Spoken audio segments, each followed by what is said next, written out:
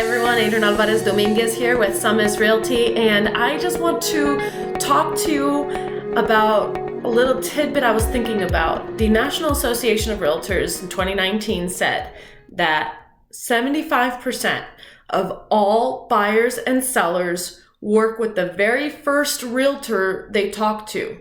They give them their business right away.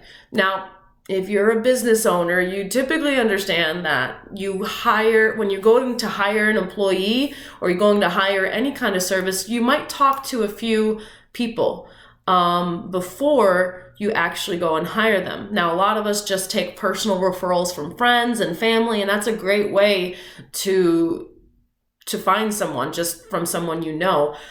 But a lot of the time, it's someone that you're meeting at an open house for the very first time, and you're going and hiring that person.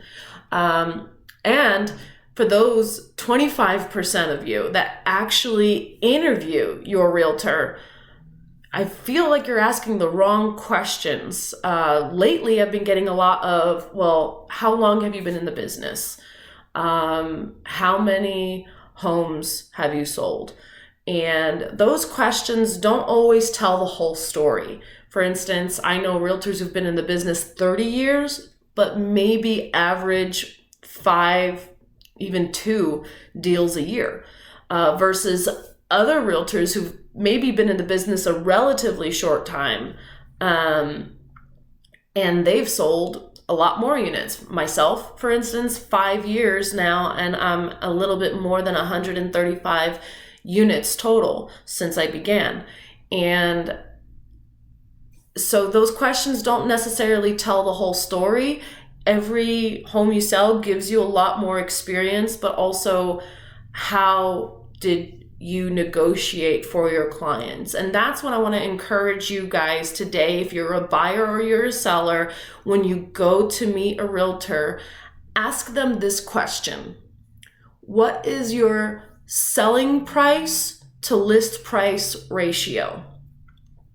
Why is that important? Well, if we look at the bar, right now the average selling price is at 97.73% of the seller's asking price and the seller's original asking price. And why is that important to know? For instance, if you are hiring someone to be a buyer agent, you want someone who's going to be able to negotiate more for you, who can keep more money in your pocket in the sale. And so given that, if the average is at 97.73, you want someone maybe who's negotiating more. So that actually drops down below this bar if you're looking for a buyer agent. And this is on their buying sides statistics. For instance, I am currently at a 96.88%. So I am just a little less than 1% less than the average in El Paso. So on average, I am saving my buyers at least around 0.85% of the asking price, which when it comes down to it, that could be thousands of dollars, right? Back in your pocket. Now for sellers, if the bar is at 97.73%, you want to make sure that your person that you're hiring is above that bar, so that they're also keeping more money in your pocket. And for instance, for my sellers, on average, I'm keeping it at 98.78%. So we're actually getting nearly 99% of what we're asking when we go to sell properties. And what does that also have to tell you? If someone is a listing agent and they're in that 97 and below range, they may be overpricing your home too and keeping your home on the market longer.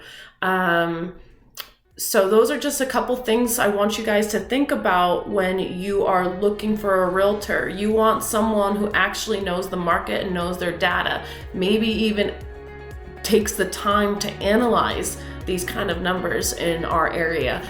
I am that kind of realtor. I do look at our market on a day-to-day basis, seeing what's changing in our area, and I would be so honored if you would go ahead and leave me a message here on Facebook. and ask me for my opinion. Ask me what my rates are. Ask me what my history is in negotiating for my clients, because really when it comes down to it, this is your biggest investment that most people will ever make in their entire lives. And so I truly understand that, and I do work hard for my clients to keep more of their investment back in their pockets. Thanks for joining me, everyone, and I cannot wait to chat with you another time.